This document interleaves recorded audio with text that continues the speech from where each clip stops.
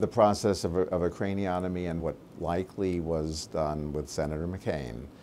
Essentially, there was a collection of blood that had a mass effect on the brain inside the rigid compartment of the skull. There's only so much room in the skull, it doesn't expand.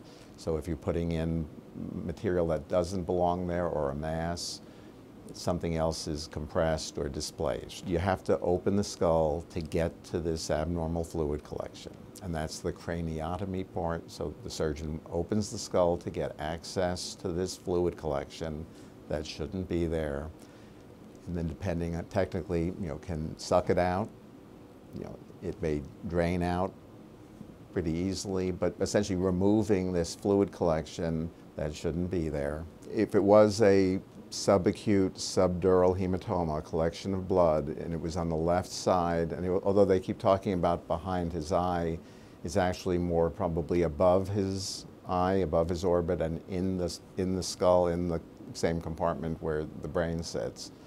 And if it was in the left and it was in front of the temporal or frontal lobe, probably the frontal lobe, it could be very subtle. There could be almost no symptoms. If the enlargement takes place quickly, though, and if there's acute pressure on the brain, headaches are common. There can be nausea and vomiting. Again, the specific local neurologic symptoms would be dependent upon what part of the brain was being compressed. So in Senator McCain's case, as I understand it, it's left frontal. So you could expect to see abnormalities in language production, comprehension. You could see weakness of the right side of the body, numbness. You could see some confusion. Sometimes people who have this can present and appear like they may have a dementing illness, like Alzheimer's disease.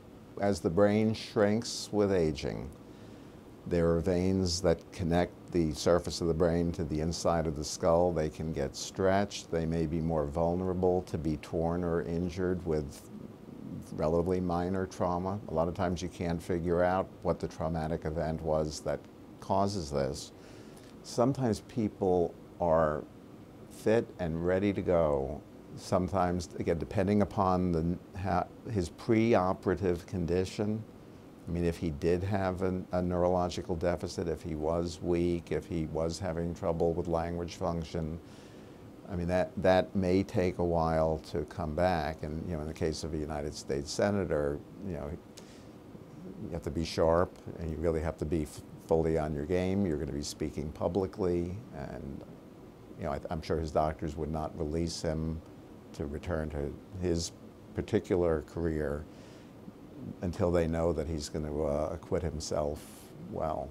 So if they were talking about a week or two before he tries to return to work, that's a reasonable time frame. The bigger question when it is time to return to work is that he returns to work neurologically intact and sharp.